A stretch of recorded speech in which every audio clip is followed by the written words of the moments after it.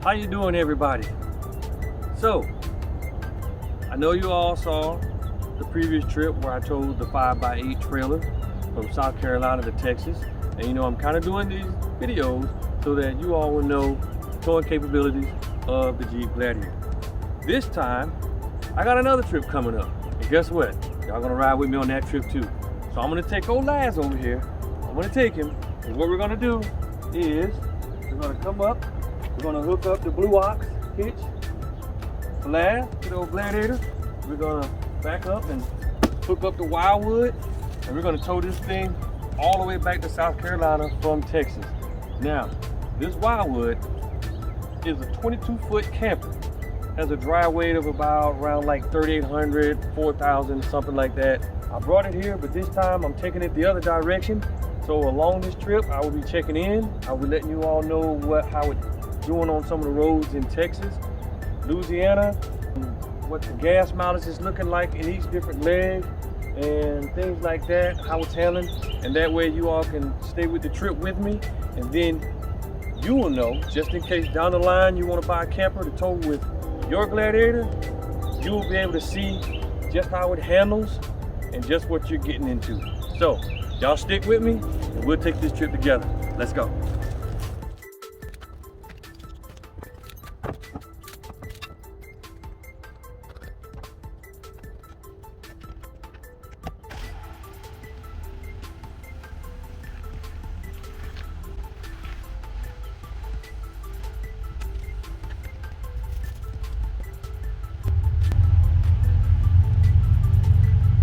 You know, I could do this with the impact wrench, but I just didn't feel like pulling it out. So when I wind them all the way up, then I'll actually use the impact wrench, but I just didn't feel like pulling it out just to do this.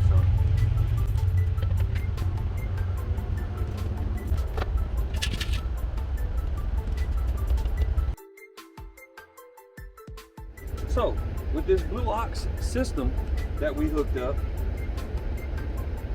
under these with the anti-sway bars. So I'm gonna go ahead and put them on, call it a day. Makes life simple.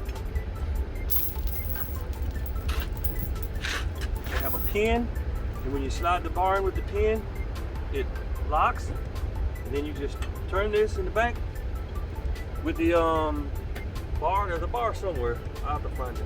But you just turn that with the bar after you lock it in the pin right here, and it puts a little bow in it, and the bow is what helps with the swing. So when it kind of reacts to itself, so when it moves to one side, the bow helps push it back to the other side, and pretty much that's how it works. I mean, it's not that complicated.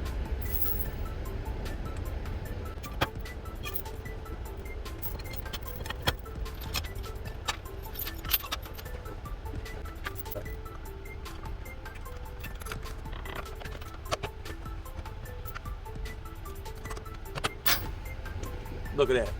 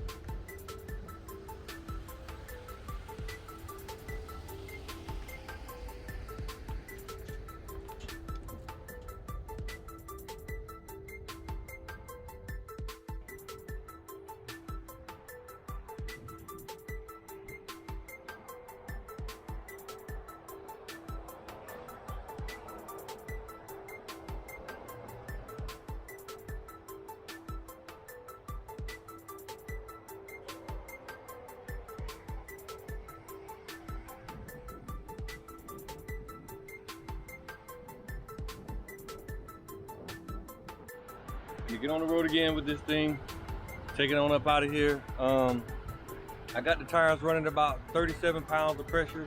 It rides pretty good at 37 pounds. Now when I had my Mastercrafts on here, my MXTs, they were good tires. I got about 52,000 miles out of them, but they were squirrely at like 37 pounds of pressure. So I used to run them at 28 pounds. They rode good, no issues.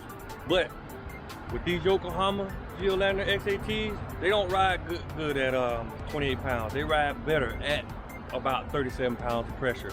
It's all over the road. So I put them back up to 37. They're riding smooth, riding good, no swerving or nothing. About to get this Wildwood on the road, got everything hooked up, ready to go, and we're about to hit it. So I'll check back with y'all in a few, update you on the gas mileage, how the camper's handling in the back, how the truck's handling, how everything's going. So see y'all in a bit. About an hour and a half into the ride. Buc-ee's, y'all know where I am. So now that I'm stopped and got some gas because I didn't fuel up before I left. So stopped to fill on back up so I can get back on this road, get a bite to eat. Getting on I-10, right when I left San Antonio, doing a lot of construction, so there's a lot of rocking and swaying back and forth. But it wasn't Jeep, it was just the camper in the back. I could look in the mirror and see it moving back and forth. Nothing I can do about that. But overall, I don't know whether it's the Yokohamas, whether I got the right air pressure, whether that camper's handling good, or whether the truck is just handling good, but it doesn't seem to be doing real bad. Getting a little closer to here, the wind is kicked up pretty good, so it's a little bit of swaying going on, but you know, it's blowing pretty good. Can't do anything about that, but overall, it's handling pretty good. The gas mileage itself, running right at about 10. I got it up to about 10 and 10.8, almost 11 miles to the gallon, but it went back down because, as usual, people started pulling over in front of me. I kept putting on a lot of braking and everything. But if I can maintain an average speed of around 65 miles an hour, I can probably maintain about 11, maybe get up to about 11 and a half miles per gallon. So we're not doing real bad on that, considering how traffic is going. Everything else seems to be going good. So, hey, we're gonna get back on this road, get on down a little bit further, and keep this trip moving. So, hey, check back in with y'all in a minute, give y'all an update on how it's going. See y'all in a few.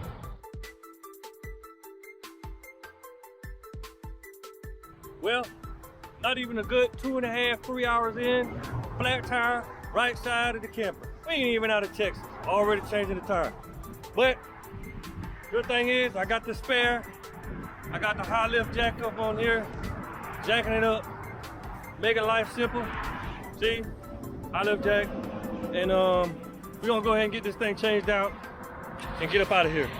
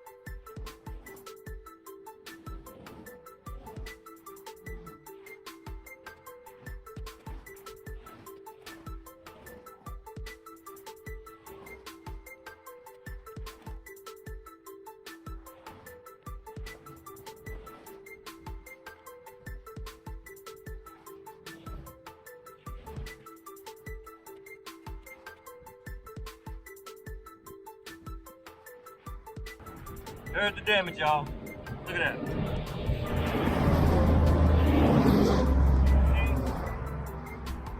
Bent up the rim right there a little bit. Pretty much the same thing that happened to the last one.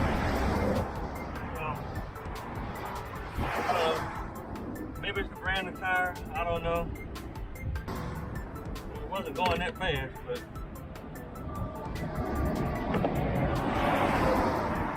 we're gonna keep it moving.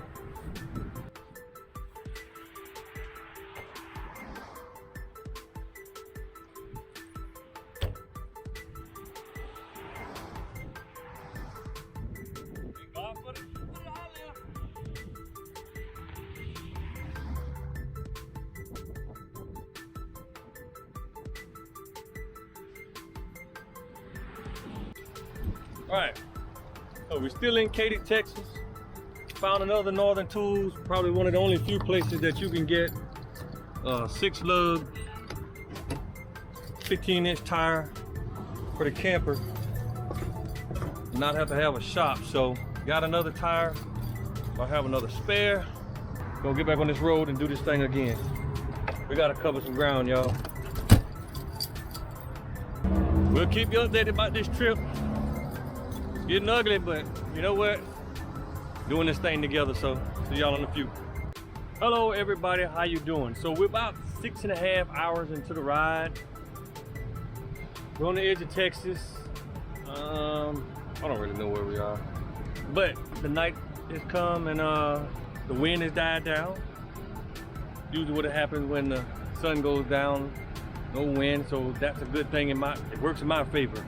So we don't have to worry about that so much anymore. But we still have an issue with the roads, and that's mainly because a lot of the roads are bad. And there are some really bad spots which will test your nerves a little bit.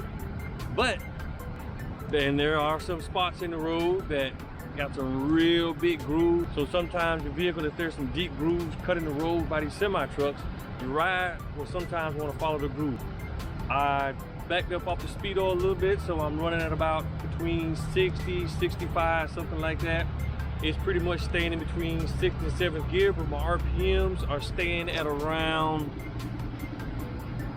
27, 2800. So my gas mileage had dropped down to like 9, something like that. But we're back up to about 10.5 because I dropped the RPM down. So we're gonna get back on this road, get some more time in, and get a little further on down the road, and we'll check back with y'all in a little bit. See you later. Well, I made it back. I got the Gladiator and the camper back in one piece. Hey, it rode pretty good. Didn't really have any problems. There's some roads in Georgia, especially around the Atlanta area, that were pretty bad, that gave me a hard time. And just like in the other state, I rode good last night because there was no wind blowing, so it was good. But today it was kicking up pretty good again, so that created a little bit of a problem. And then it was just smooth riding. So I got back, it's about a 17-hour drive. I got probably maybe a total of maybe an hour, 10 minutes worth of sleep, but I made it back. I'm safe. I got this backed up in the backyard. So all I'm gonna do now is put the jacks down to stabilize it. I'm going to disconnect it from the Jeep, pull the Jeep out, and until it has to move again, this is where we'll be. I managed to get the gas miles per gallon around 11.2 miles per gallon at one point. So that was pretty good. Well, in my opinion, it was. Seeing that I had dropped down to like the low 9s at one point, so that was pretty good. The tires handled good, the suspension handled good. It wasn't doing any real bad shifting. Every now and then I go up on a steep hill, it would, but really it wasn't that bad. I stayed anywhere between 6th and 7th gear most of the time. So, you know what? I really can't complain. I mean, the Gladiator handled this 22-foot camper with no problem. So that's what it is. If you have any questions, comments, you want to ask me something about how the Gladiator handled, how the camper handled on the trip, the roads, leave me a comment, suggestion, questions, put it all down below. Let me know what you got. And don't forget to hit like and click subscribe.